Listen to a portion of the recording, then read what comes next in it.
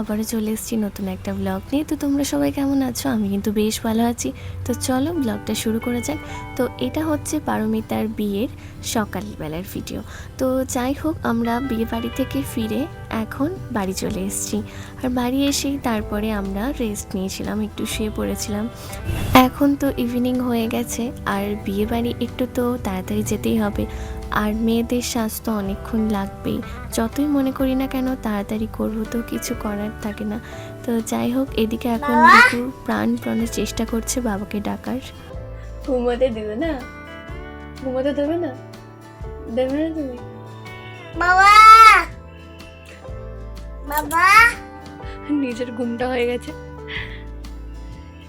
নাকি মানু? মানু বাবা না, বাবাকে একটা হামি দিয়ে দাও। হামি দিয়ে দাও, দিয়ে দাও, দিয়ে দাও। কি হলো?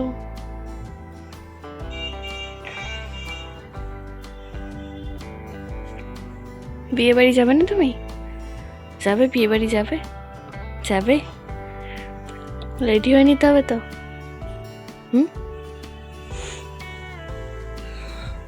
কোথায় চললি? সে তো তাড়াতাড়ি বেরোবো ভেবেছি। তো এদিকে এখন আমরা চা খেয়ে নিচ্ছি, বিকেলবেলায় সবাই যেরকম চা খাই, তো এখন আমরা চা বিস্কিট খেয়ে নিচ্ছি। আর এদিকে রিকুকে ওর বাবা এরকমভাবে জ্বালাতে থাকে। তো যাই হোক, এদিকে কিন্তু 6:45 বেজে গেছে। তো আমাদের তাড়াতাড়ি যেতে হবে, কারণ 8টার সময় বলেছি। এই যখনই বলি না কেন তাড়াতাড়ি যাবো, কিন্তু তাড়াতাড়ি হয় না। আমি এখন শাড়ি নিয়ে কনফিউজ ছিলাম যে আমি কোন শাড়িটা পরবো। তো 3টে শাড়ি আমি পছন্দ মতো বের করে রেখেছিলাম। তো অমিত আমাকে এই সবুজটা পরতে বলে, মানে এই শাড়িটা নাকি ওর খুব ভালো লাগে। তো যাই হোক, যখন জিজ্ঞাসা করেছি, যখন বলেছে এটা পরতে, তো কথা তো রাখতেই হবে।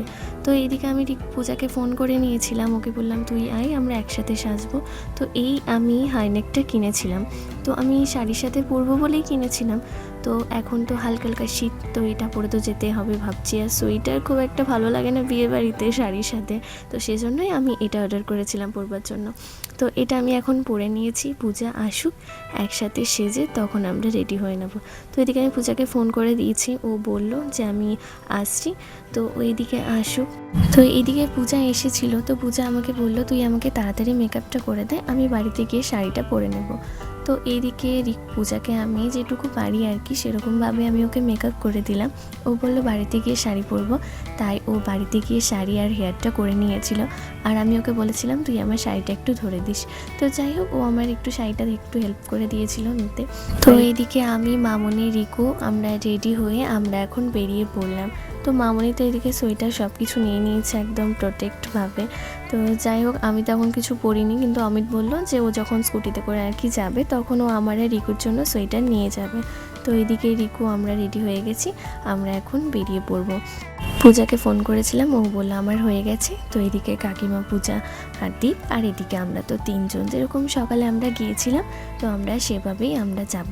তো টোটোতে সেরকম বুঝতে পারছি, এখন হয়তো বুঝতে পারছি না যে ঠান্ডাটা হয়তো লাগবে না, কিন্তু টোটোতে চাপার পর এত ঠান্ডা লাগছিল, মানে কি বলবো।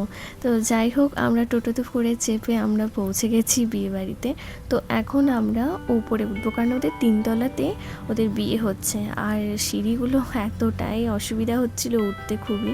তো যাই হোক, আমরা এখন চলে এসেছি ওপরে। আর এইদিকে তো এখন যে বউ মানে ঘরে আলাদা করে রাখা হয়, সেটাখান থেকে নিয়ে আসা হয়, এরকম কোনো একটা রিচুয়ালস চলছিল।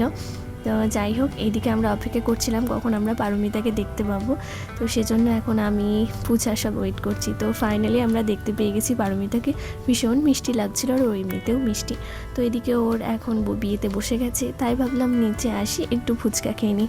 তো ফুচকা তো ভীষণ টেস্টি ছিল, তাই মনে হচ্ছিল যে খাবো খাবো খাবো, আবার মনে হচ্ছিল খাবো না, যাই হোক খেতে পারবো না, ঝাল ছিল ভীষণ, কিন্তু খেতে বেশ ভালো লাগছিল, তাই যতটা মনে হয়েছে খেয়ে নিয়েছি। তারপরে ওখানে ভাবলাম যে বাইরেটা ঠান্ডা, থেকে কি করব, তার থেকে ওপরে যাই, ওপরে বিয়েটা দেখা হবে। তো এইদিকে মানে খাবারটা এত তাড়াতাড়ি কোনো ঝামেলা নেই, কারণ অমিতরা আসুক তারপরে সবাই একসাথে মিলে খাবো, আর রিকুকে ধরতেও সুবিধা হবে। তো সেই জন্য আমরা আবার উপরে চলে এসেছিলাম, আর উপরে এখন আমরা বিয়ে দেখবো বলে এদিকে বসেছিলাম। তো যাই হোক, অনেকটা ভিড় ছিল ওই দিকটাতে, আমরা এই দিকে বসেছিলাম যেদিকে মেয়ে বসেছিল আর কি। এখন বিয়ের জন্য ওরা ছাদনাতলায় আছে। আর এইদিকে আমারই একটা জায়ের ছেলে, তো যাই হোক ওর বন্ধু পেয়ে গেছে রিকু, তো একসাথে ওরা আর কি নাচ করছিল, এইদিকে দীপও ছিল। তো ওরা বাচ্চাদের সাথেই মেশে ভালোভাবে থাকে। তো যাই হোক ওরা এইদিকে নাচ গান করছিল, আমার তো বেশ ভালো লাগছিল, ওদের আনন্দই আনন্দ, তাই না? তো আর এইদিকে তো আমরা এইদিকে দেখতে দেখতে দেখলাম অনন্যাদের বিয়েও হয়ে গেছে। তো ফাইনালি ওরা এখন হাজব্যান্ড ওয়াইফ। তো যাই হোক ভীষণ মিষ্টি লাগছে দুজনকে দেখতে। আর এদিকে ওর বাবার মায়ের সাথে ছবি তুলছিল তখন। তারপরে আমরা এদিকে চলে আসি খাবারের গন্তব্যে। তো এখানে তখন একটা ব্যাচ খাচ্ছিল, তো এদের পরে আর কি আমরা খাবো। তো এইদিকে পূজার আমি দুজন মিলে হাসছিলাম যে ও আসলে মাটন খায় না। আমি বলছি তোর কিন্তু ভাগ শেষ। ও তখন বলছে মাটন না হলেও কি হবে, চিলি চিকেন তো আছে।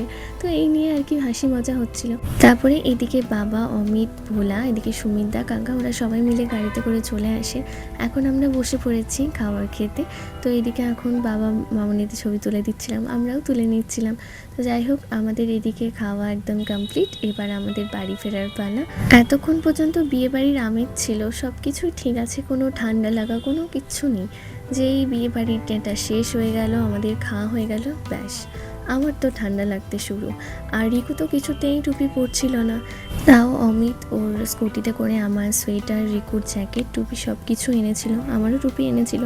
তো আমাদের মাঝে একটা বড় ঘটনা ঘটে গেছিলো, যেটা হচ্ছে আমরা আস্তে আস্তে পাশেই একটা আমাদের সাইড দিয়ে বেয়ে চলে গেছিলো, একটা অ্যাক্সিডেন্ট হয়েছিল ওখানে, সেজন্য একটু দেরি হয়ে গেছিলো আমাদের ফিরতে। তো যাই হোক এখন আমরা বাড়ি ফিরে চলে এসেছি, আর ভীষণ ঠান্ডা বাইরে। তো যাই হোক আজকের দিনটা ভীষণ ভালো কাটলো। তো আজ এই পর্যন্তই, আবারও দেখা হবে নতুন কোনো ব্লগ নিয়ে। তো ততক্ষণের জন্য ভালো থাকবেন, সুস্থ থাকবেন আর সাবধানে থাকবেন। টাটা।